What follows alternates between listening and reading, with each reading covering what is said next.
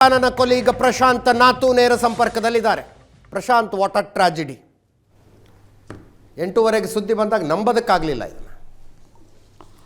ಅದೇ ನಿಶ್ಚಿತವಾಗಿ ಇಷ್ಟು ಅಂದರೆ ಯಾರ ಸಾವು ಸಾವೇ, ಆದರೆ ಇಷ್ಟು ಒಬ್ಬ ದೊಡ್ಡ ನಾಯಕ, ಉಪಮುಖ್ಯಮಂತ್ರಿಯಾಗಿ ಕೆಲಸ ಮಾಡ್ತಿರ್ತಕ್ಕಂಥವ್ರು ಅಜಿತ್ ದಾದಾ ಪವಾರ್ ಅವರ ವಿಮಾನ ಬಾರಾಮತಿಯಲ್ಲಿ ಬೆಳಗ್ಗೆ ಈ ರೀತಿ ಅಪಘಾತಕ್ಕೀಡಾದ ಸುದ್ದಿ ಕೇಳಿ ನಂಬಲಿಕ್ಕೆ ಸಾಧ್ಯ ಆಗಲಿಲ್ಲ. ಅಂದರೆ ಅಜಿತ್ ದಾದಾ ಪವಾರ್ ಏನು ವಿಮಾನ ಕ್ರ್ಯಾಶ್ ಆಯಿತು, ಅದರಲ್ಲಿ ಸಾವನ್ನಪ್ಪಿದ್ರು ಅನ್ನೋ ಸುದ್ದಿ ಹೇಳುವಾಗಲೂ ಕೂಡ ಒಂದಿಷ್ಟು ಕಷ್ಟ ಆಗ್ತಾಯಿತ್ತು. ಯಾಕಂದರೆ ಯಾರ ಪೊಲಿಟಿಕ್ಸ್ ಈಗ ನಮ್ಮ ಇಡೀ ಒಂದು ಪತ್ರಿಕೋದ್ಯಮದ ಜೀವನದಲ್ಲಿ ಅನೇಕ ಈ ರೀತಿಯ ಕ್ರ್ಯಾಶ್ಗಳನ್ನು ನಾವು ನೋಡಿದ್ದೀವಿ, ಕವರ್ ಮಾಡಿದ್ದೀವಿ. ವೈಎಸ್ ರಾಜಶೇಖರ ರೆಡ್ಡಿಯಿಂದ ಹಿಡಿದು ನಾವು ಕಾಲೇಜಿನಲ್ಲಿದ್ದಾಗ ಮಾಧವರಾವ್ ಸಿಂಧಿಯಾ ಅವರ ವಿಮಾನ ಪತನಗೊಂಡಿತ್ತು. ಅರುಣಾಚಲ್ ಪ್ರದೇಶದ ಮುಖ್ಯಮಂತ್ರಿ ದೊರ್ಜಿ ಖಂಡು ಅವ್ರದ್ದು ಒಂದು ವಿಮಾನ ಈ ರೀತಿ ಪತನಗೊಂಡಿತ್ತು. ತೀರಾ ಇತ್ತೀಚೆಗೆ ನಾವು ಜನರಲ್ ಬಿಪಿನ್ ರಾವತ್ ಅವರ ಹೆಲಿಕಾಪ್ಟರ್ ಕ್ರ್ಯಾಶ್ ಆಗಿರ್ತಕ್ಕಂಥದ್ದನ್ನು ಕೂಡ ಊಟಿಯ ಸಂದರ್ಭದಲ್ಲಿ ನೋಡಿದ್ವಿ. ಸೌಂದರ್ಯ ಅವ್ರದ್ದು ನಂಗೆ ನೆನಪಿದೆ, ತುಂಬ ಬಹಳ ವರ್ಷಗಳ ಹಿಂದೆ BJPಯ ಕ್ಯಾಂಪೇನ್ ಮಾಡ್ತಕ್ಕಂಥ ಸಂದರ್ಭದಲ್ಲಿ GMC ಬಾಲಯೋಗಿ ಹೆಲಿಕಾಪ್ಟರ್ ಪತನ ಆಯಿತು. ಬಾಲಯೋಗಿ ಅವರ ಹೆಲಿಕಾಪ್ಟರ್ ಕೂಡ ಪತನಗೊಂಡಿತ್ತು. ಅಜಿತ್ ದಾದಾ ಪವಾರ್ ಅವರನ್ನು ನೋಡಿದ ಒಂದು ಪ್ರಾಕ್ಟಿಕಲ್ ರಾಜಕಾರಣಿ. ಆರೋಪ ಪ್ರತ್ಯಾರೋಪಗಳು ಏನೇ ಇರಬಹುದು. ನಾನು ಅನೇಕ ಬಾರಿ ಅವರನ್ನು ಕರ್ನಾಟಕದಲ್ಲಿ ಸಮೀಕರಿಸೋದಾದರೆ ಸ್ವಲ್ಪ HD ಕುಮಾರಸ್ವಾಮಿ ಅವ್ರ ಜೊತೆ ಸಮೀಕರಿಸ್ತಾ ಇದ್ದೆ. ಆದರೆ ತನ್ನದೇ ಆಗಿರ್ತಕ್ಕಂಥ ರಾಜಕೀಯ ಅನಿವಾರ್ಯತೆಗಳ ಅವರಿಗೆ ಅಜಿತ್ ದಾದಾ ಪವಾರ್ಗೂ ಕೂಡ ಇದ್ವು. ತುಂಬ ಈ ರೀತಿಯ ವೈಚಾರಿಕ ಹಿನ್ನೆಲೆಯ ರಾಜಕಾರಣಿ ಏನಲ್ಲ, ಅಂದರೆ ಐಡಿಯಾಲಜಿಕಲ್ ಬೆಂಟ್ ಆಫ್ ಮೈಂಡ್ನ ರಾಜಕಾರಣಿ ಅಲ್ಲ. ಫ್ಲೆಕ್ಸಿಬಲ್, ಪ್ರಾಕ್ಟಿಕಲ್, ತುಂಬ ಕೆಲಸಗಾರ ರಾಜಕಾರಣಿ. ಮೊನ್ನೆ ನನಗೆ ಆಶ್ಚರ್ಯ ಅನಿಸಿತ್ತು, ಅವ್ರು ಪುಣೆಯ ಕಾರ್ಪೊರೇಷನ್ ಇಲೆಕ್ಷನ್ಸ್ನಲ್ಲಿ ಭಾಷಣ ಮಾಡ್ತಾ ಹೇಳಿದರು, ನನಗೆ ರಾಜಕಾರಣಿಗಳಿಗಿರ್ತಕ್ಕಂಥ ಯಾವುದೇ ವ್ಯಸನ ಇಲ್ಲ, ನಾನು ರಾತ್ರಿ ವ್ಯಸನ ಇಲ್ಲ, ನನಗೆ ಯಾವುದೇ ವ್ಯಸನ ಇಲ್ಲ, ಬೆಳಗ್ಗೆಯಿಂದ ಸಂಜೆ ತನಕ ಪಾಲಿಟಿಕ್ಸ್ ಮಾಡಬೇಕು ಅನ್ನೋ ವ್ಯಸನ ಮಾತ್ರ ಇದೆ ಅಂತ. ಅವ್ರು ಬೆಳಗ್ಗೆ 6 ಗಂಟೆಗೆ ಜನರಿಗೆ ಬಾರಾಮತಿಯಲ್ಲಿರಲಿ, ಮುಂಬೈಯಲ್ಲಿರಲಿ, ಪುಣೆಯಲ್ಲಿರಲಿ, ಪಿಂಪ್ರಿ ಚಿಂಚೋಡ್ ಎಲ್ಲ ಕಡೆಗೂ ಕೂಡ 6 ಗಂಟೆಗೆ ಬೆಳಗ್ಗೆ ಭೇಟಿ ಆಗ್ತಿದ್ರು. ರಾತ್ರಿ 12 ಗಂಟೆ 1 ಗಂಟೆವರೆಗೆ. ಮತ್ತು ಇತ್ತೀಚಿನ ಜನ್ರೇಷನ್ನಲ್ಲಿ ಫೈಲ್ ಓದುವ ರಾಜಕಾರಣಿ. ನಾನು ಅದಕ್ಕೆ ಕುಮಾರಸ್ವಾಮಿ ಅವ್ರನ್ನ ಯಾಕೆ ಸಮೀಕರಿಸ್ತಿದ್ದೆ ಅಂದರೆ, ದೇವೇಗೌಡರು ಆ ಒಂದು ಒಳ್ಳೆಯ ಚಾಳಿ ಕುಮಾರಸ್ವಾಮಿಯವ್ರಿಗೂ ಬಂದಿದೆ, ಫೈಲ್ ಓದ್ತಾರೆ. ಅದೇ ರೀತಿ ಅಜಿತ್ ದಾದಾ ಪವಾರ್, ದೇವೇಗೌಡರ ಫೈಲ್ ಓದುವ ಸ್ಟೈಲ್ ಬಗ್ಗೆ ದಂತಕಥೆಗಳಿದ್ದಾವೆ. ಅಜಿತ್ ದಾದಾ ಪವಾರ್ ಕೂಡ ಫೈಲ್ ಓದುವ ರಾಜಕಾರಣಿ. ಶರದ್ ಪವಾರ್ ಮೂಸೆಯಲ್ಲಿ, ಅಂದರೆ ಶರದ್ ಪವಾರರ ಛಾಪಿನಲ್ಲಿ ಪಳಗಿ ಪಳಗಿ ಪಳಗಿ ಕೊನೆಗೆ ಶರದ್ ಪವಾರರನ್ನು ಮೀರಿಸದೆ ಹೋದರೆ ನನಗೆ ಅಧಿಕಾರ ಸಿಗಲ್ಲ ಅನ್ನುವ ಕಾರಣಕ್ಕೋಸ್ಕರ 2 ಬಾರಿ BJPಯ ಜೊತೆ ಅಡ್ವೆಂಚರ್ ಮಾಡಿದವರು ಕೂಡ ಹೌದು. ಅಂದರೆ 2019ರಲ್ಲಿ ಬೆಳಗ್ಗೆ ಭಗತ್ ಸಿಂಗ್ ಕೋಶ್ಯಾರಿ ಅವರ ಕಡೆಯಿಂದ ಪ್ರಮಾಣ ವಚನವನ್ನು ಸ್ವೀಕರಿಸಿದರು. ಆದರೆ ಹಾಜರ್ ಜವಾಬಿ ಇದ್ರು, ಕರೆಕ್ಟ್. ಅಲ್ಲಿಂದ ಅಲ್ಲಿಗೆ ಉತ್ತರ ಕೊಡ್ತಿದ್ರು. ನಿಮಗೆ ಈ ಮೊನ್ನೆ ಮಹಾರಾಷ್ಟ್ರದಲ್ಲಿ ಅಧಿಕಾರ ಬಂತಲ್ವಾ, ಬಂದ ನಂತರ ಭಾಳ ದಿನಗಳ ಕಾಲ ಏಕನಾಥ್ ಶಿಂದೆ ಮುಖ್ಯಮಂತ್ರಿನೋ ದೇವೇಂದ್ರ ಫಡ್ನವೀಸ್ ಮುಖ್ಯಮಂತ್ರಿನೋ ಸ್ವಲ್ಪ ಹಗ್ಗ ಜಗಾಟ ನಡೆದಿತ್ತು. 3 ಪತ್ರಿಕಾಗೋಷ್ಠಿ ಆಯೋಜನೆಗೊಂಡಿತ್ತು ಅಜಿತ್. ಅಲ್ಲಿ ಪತ್ರಕರ್ತರು ಪ್ರಶ್ನೆ ಕೇಳಿದ್ರು ಏಕನಾಥ್ ಶಿಂದೆಗೆ, ಯಾವಾಗ ಪ್ರಮಾಣ ವಚನ ಸ್ವೀಕರಿಸ್ತೀರಿ ಅಂತ. ಸಂಜೆವರೆಗೆ ಸ್ವಲ್ಪ ಕಾಯಿರಿ, ನಾಳೆ ಯಾವಾಗ ಪ್ರಮಾಣ ವಚನ ಅಂತಕ್ಕಂಥದ್ದನ್ನು ನಾನು ಹೇಳ್ತೀನಿ ಅಂತ. ಅಲ್ಲೇ ಪಕ್ಕದಲ್ಲಿ ಕೂತಿದ್ರು ಇವರು ಹೇಳಿದರು, ಅವ್ರು ಯಾವಾಗ ಸಂಜೆವರೆಗೆ ಹೇಳ್ತಾರೋ ಗೊತ್ತಿಲ್ಲ, ನಾನಂತರೂ ನಾಳೆ ಉಪಮುಖ್ಯಮಂತ್ರಿಯಾಗಿ ಪ್ರಮಾಣ ವಚನ ಸ್ವೀಕರಿಸ್ತೀನಿ ಅಂತ ಹೇಳಿ. ಅಂದರೆ ಹಾಜರ್ ಜವಾಬಿ ಕೂಡ ಇದ್ದರು. ಸಿಂಚನ್ ಘೋಟಾಲಾದ ದೊಡ್ಡ ದೊಡ್ಡ ಆರೋಪಗಳನ್ನು BJP ಮಾಡಿತ್ತು. ನಂತರ ಎಷ್ಟು ಫ್ಲೆಕ್ಸಿಬಲ್ ಆಯಿತು ಅಂತಂದರೆ, ಅಜಿತ್ ದಾದಾ ಪವಾರ್ ಕೂಡ BJP ಜೊತೆಗೆ ಹೋಗಿ ಅಧಿಕಾರವನ್ನು ಹಿಡಿಯುವಲ್ಲಿ ಯಶಸ್ವಿಯಾದರೂ BJPಗೆ ಅದೊಂದು ಮುಜುಗರವನ್ನು ಕೂಡ ರಾಷ್ಟ್ರೀಯ ಮಟ್ಟದಲ್ಲಿ ತಂತು. ಮತ್ತು ಡೆವಲಪ್ಮೆಂಟ್ ಓರಿಯೆಂಟೆಡ್ ಪೊಲಿಟಿಷಿಯನ್ ಕೂಡ ಹೌದು. ಸ್ವಲ್ಪ ಈ ನಮ್ಮ ಬೆಳಗಾವಿಯ ರಾಜಕಾರಣ ಪಶ್ಚಿಮ ಮಹಾರಾಷ್ಟ್ರವನ್ನು ಹೋಲುತ್ತೆ, ಶುಗರ್ ಕಾರಣದಿಂದ, ಶುಗರ್ ಫ್ಯಾಕ್ಟ್ರಿಗಳ ಕಾರಣದಿಂದ. ಅಜಿತ್ ದಾದಾ ಪವಾರ್ಗೆ ವೆಸ್ಟ್ ಮಹಾರಾಷ್ಟ್ರದ ಪಾಲಿಟಿಕ್ಸ್ ಮೇಲೆ ಭಾಳ ದೊಡ್ಡ ಹಿಡಿತ ಇತ್ತು. ಅಂದರೆ ಸಾಂಗ್ಲಿ, ಮಿರಜ್, ಕೊಲ್ಲಾಪುರ್, ಸಾತಾರಾ, ಕರಾಡ್, ಪುಣೆ, ಪಿಂಪ್ರಿ ಚಿಂಚೋಡ್ವರೆಗೆ ಅವ್ರಿಗೊಂದು ಹಿಡಿತ ಇತ್ತು.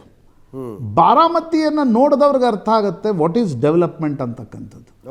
ಅಂದರೆ ನಿಮಗೆ ಬಾರಾಮತಿ ಹೈವೇ ಅಲ್ಲೂ ಕೂಡ ಬರಲ್ಲ ಅಜಿತ್, ಪುಣೆಯಿಂದ ಒಳಗಡೆ ಪಕ್ಕದಲ್ಲಿ ಬರುತ್ತದು.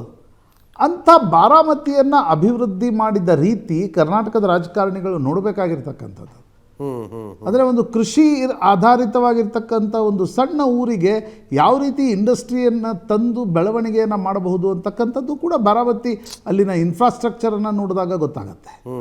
ಅಂದರೆ ಪುಣೆಯಲ್ಲಿ ಇರದ ಇನ್ಫ್ರಾಸ್ಟ್ರಕ್ಚರ್ ಬಾರಾಮತಿಯಲ್ಲಿ 20 ವರ್ಷಗಳ ಹಿಂದೆ ಇತ್ತು. ಅಂದರೆ ಒಬ್ಬ ಸರಿಯಾದ ರಾಜಕಾರಣಿ ಒಂದು ಊರನ್ನು ಉದ್ಧಾರ ಮಾಡಬೇಕು ಅಂತ ನಿಂತ್ಕೊಂಡ್ರೆ ಏನು ಮಾಡಬಹುದು ಅನ್ನೋ ತೋರಿಸಿದ್ರು. ಆಮೇಲೆ ನಮ್ಮ ಊರಿಗೆ ನಾವು ಏನು ಮಾಡಬೇಕು ಅಂತಕ್ಕಂಥದ್ದನ್ನು ತೋರಿಸಿದ್ದು ಶರದ್ ಪವಾರ್ ಮತ್ತು ಅಜಿತ್ ದಾದಾ ಪವಾರ್.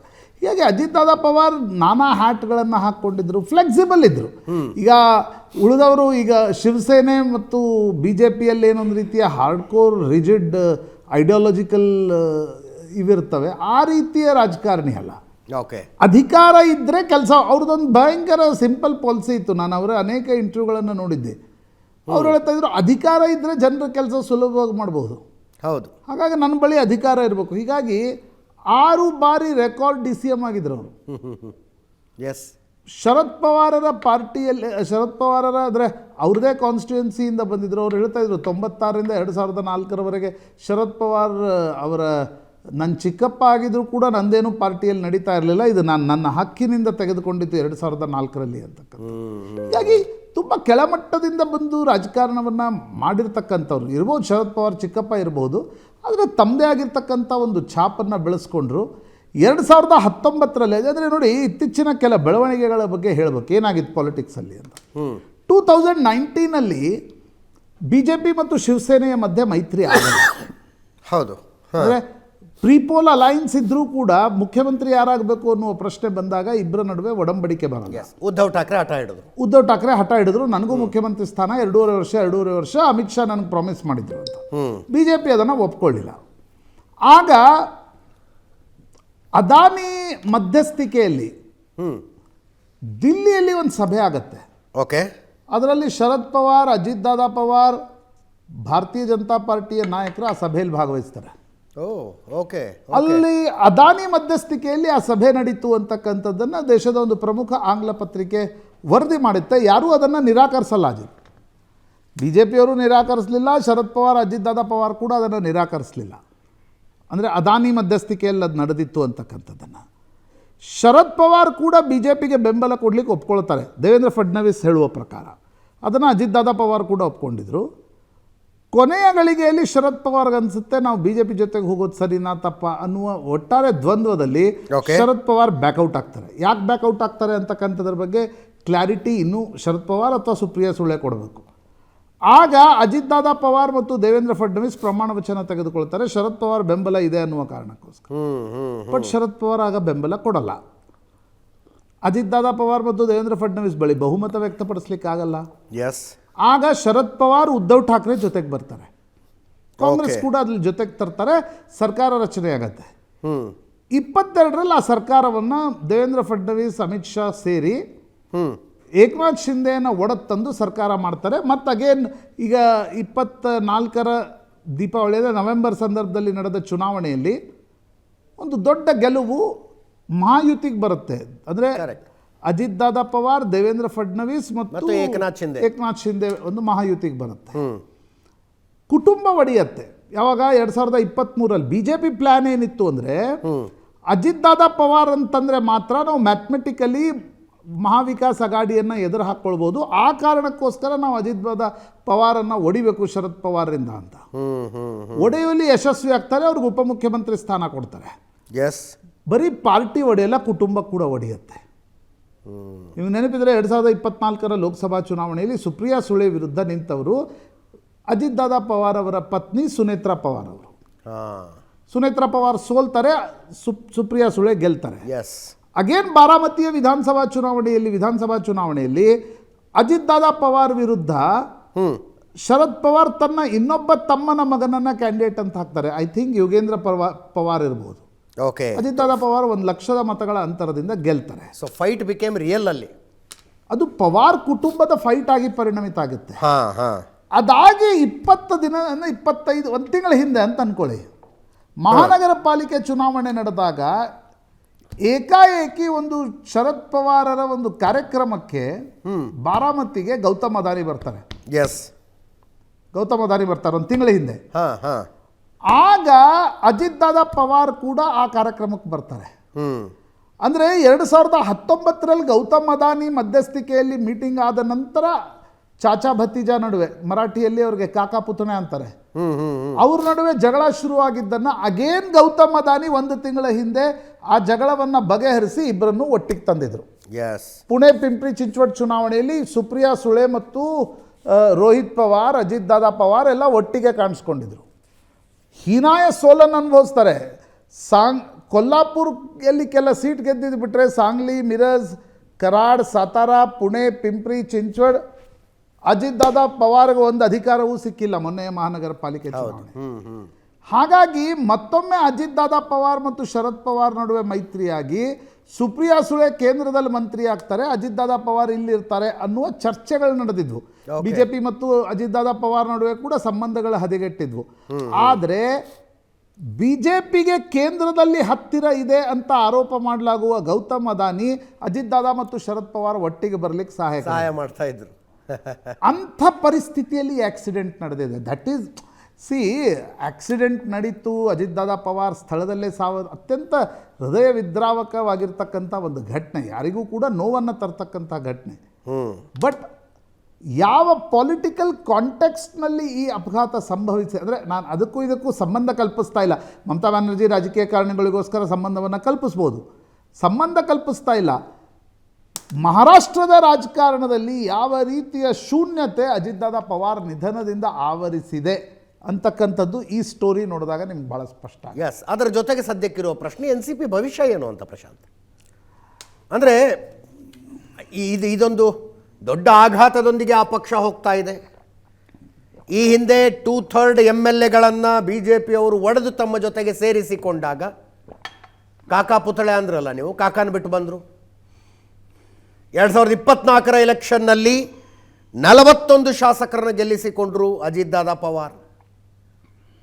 ಈಗ ಆ ಶಾಸಕರು ಏನು ಮಾಡ್ತಾರೆ ಅನ್ನೋದು ಸಹಜ ಪ್ರಶ್ನೆ. ಇದೊಂದು ದೊಡ್ಡ ಪ್ರಶ್ನೆ. ಹೌದು, ಅಲ್ಲ, ಈ ಒರಿಜಿನಲ್ NCP ಇವ್ರದ್ದು ಅಂತಾಗಿದೆ, ಗಡಿಯಾರದ ಚಿಹ್ನೆ ಇವರಿಗೆ ಬಂದಿದೆ. ಶರದ್ ಪವಾರರಿಗೆ ಹೆಚ್ಚು ಕಡಿಮೆ 90ರ ಹತ್ರ ಬಂದರು. ಹೌದು, ಶರದ್ ಪವಾರ್. ಅಜಿತ್ ದಾದಾ ಪವಾರ್ ಇಲ್ಲ. ಸುಪ್ರಿಯಾ ಸುಳೆಗೆ ಆ ಒಂದು ನಾಯಕತ್ವ, ಶರದ್ ಪವಾರ್ ಮತ್ತು ಅಜಿತ್ ದಾದಾ ಪವಾರ್ ಏನು ಪಶ್ಚಿಮ ಮಹಾರಾಷ್ಟ್ರಕ್ಕೆ ಮರಾಠ ಬೆಲ್ಟ್ನಲ್ಲಿ ನಾಯಕತ್ವವನ್ನು ಕೊಡ್ತಾ ಇದ್ರು, ಆ ನಾಯಕತ್ವ Supriya Sule is bit soft. Correct. ಅವ್ರಿಗೊಂದು ಕೇಂದ್ರದ ಸಚಿವೆ ಆಗ್ತಕ್ಕಂಥದ್ದು ಸಾಧ್ಯ ಆಗ್ಬೋದು. ಬಟ್ ಈಗ ಪ್ರಶ್ನೆ ಇರ್ತಕ್ಕಂಥದ್ದು, ಅಜಿತ್ ದಾದಾ ಪವಾರ್ ಜೊತೆ ಬಂದಿರತಕ್ಕಂಥ ಶಾಸಕರೇನಿದಾರಲ್ಲ, ಅವರು ಈಗ ವಾಪಸ್ ಹೋಗಿ ಶರದ್ ಪವಾರ್ ಜೊತೆ ಸೇರ್ಕೊಳ್ತಾರ? ಅಂದರೆ ಅರ್ಥ ಏನು ಅಂತಂದರೆ, ಅದು ಇಡೀ ಗುಂಪು BJPಯಿಂದ ದೂರ ಆಗತ್ತಾ? ಅಧಿಕಾರ ಬಿಟ್ಟು ಯಾಕೆ ಅವರು NCP ಶಾಸಕರು ದೂರ ಬರ್ತಾರೆ? ತಮ್ಮದೇ ಒಂದು ಬಣ ಮಾಡ್ಕೊಳ್ತಾರ? ಇವೆಲ್ಲವೂ ನಿಶ್ಚಿತವಾಗಿರ್ತಕ್ಕಂಥ ಪ್ರಶ್ನೆಗಳು. ಏನಾಗತ್ತೆ ಅಂತಕ್ಕಂಥದ್ರ ಬಗ್ಗೆ ಈಗಲೇ ಶರ ಬರೀಲಿಕ್ಕೆ ಸಾಧ್ಯ ಇಲ್ಲ. ಬಟ್ ರಾಷ್ಟ್ರವಾದಿ ಕಾಂಗ್ರೆಸ್ಗೆ ಈ ಒಂದು ಸಾವು ಏನಿದೆ, ಒಂದು ಅಜಿತ್ ದಾದಾ ಪವಾರರ ಕುಟುಂಬಕ್ಕೊಂದು ತುಂಬಲಾರದ ಆಘಾತ, ಒಬ್ಬ ದೊಡ್ಡ ನಾಯಕ, ಇದು ಒಂದು ಕಡೆ. ಆದರೆ NCPಯ ಭವಿಷ್ಯ ಏನು ಅಂತಕ್ಕಂಥದ್ದು ಕೂಡ ಪ್ರಶ್ನಾರ್ಥಕ ಚಿಹ್ನೆ ಇದೆ. ಯಾಕಂದರೆ ರೋಹಿತ್ ದಾದಾ ಪವಾರ್ ಇರ್ಬೋದು, ಪಾರ್ಥ ಪವಾರ್ ಇದ್ದಾರೆ. ಈಗ ಬಾರಾಮತಿಯಲ್ಲಿ ಪವಾರ್ ಕುಟುಂಬವೇ ಗೆಲ್ಲುತ್ತೆ, ಅದು ಬೇರೆ ಪ್ರಶ್ನೆ. ಆದರೆ ಇಡೀ ರಾಜ್ಯಕ್ಕೊಂದು ನೇತೃತ್ವ ಏನು ಕೊಡ್ಲಾಗ್ತಾ ಇತ್ತು, ಆ ನೇತೃತ್ವ, ಆಮೇಲೆ ಮರಾಠ ಸಮುದಾಯದ ಒಂದು ನಾಯಕತ್ವ ಕಾಂಗ್ರೆಸ್ ಬಳಿ ವಿಲಾಸರಾವ್ ದೇಶಮುಖ್ ಇವ್ರ ಬಳಿ ಇತ್ತು. NCPಯ ಬಳಿಯೇ ಪಶ್ಚಿಮ ಮಹಾರಾಷ್ಟ್ರದ ಮರಾಠ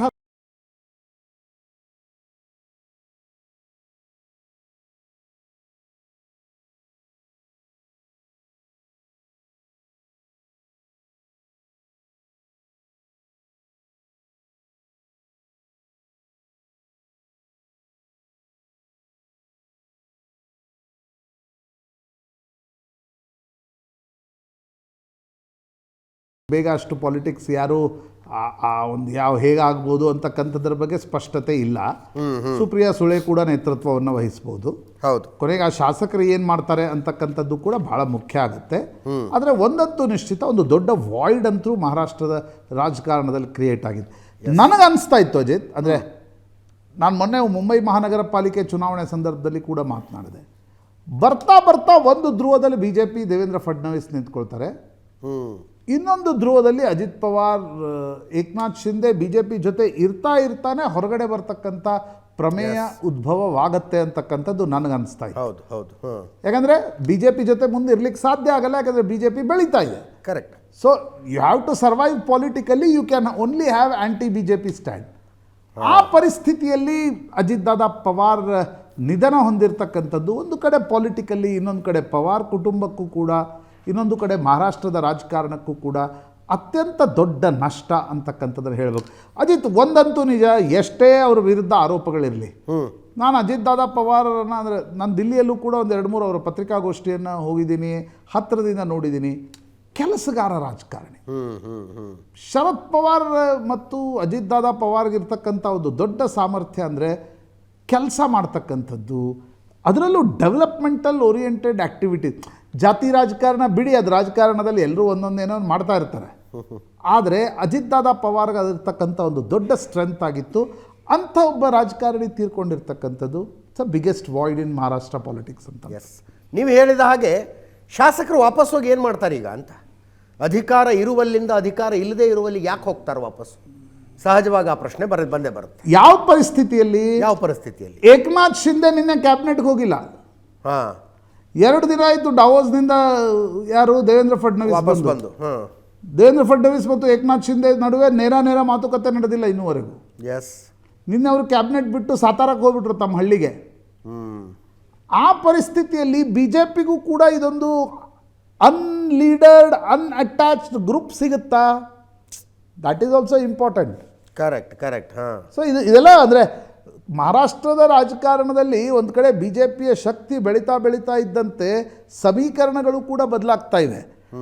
ಅದರ ಮಧ್ಯದಲ್ಲಿ ಈ ಅಜಿತ್ ದಾದಾ ಪವಾರ್ ಅವರ ಆಕ್ಸಿಡೆಂಟ್ನಿಂದಾಗಿ ದುರ್ಮರಣ ಸಂಭವಿಸಿರ್ತಕ್ಕಂಥದ್ದು ಪಾಲಿಟಿಕ್ಸ್ ಇನ್ನಷ್ಟು ಚರ್ನ್ಔಟ್ ಆಗುತ್ತೆ ಅಂತ ನನಗನ್ಸುತ್ತೆ. ಎಸ್.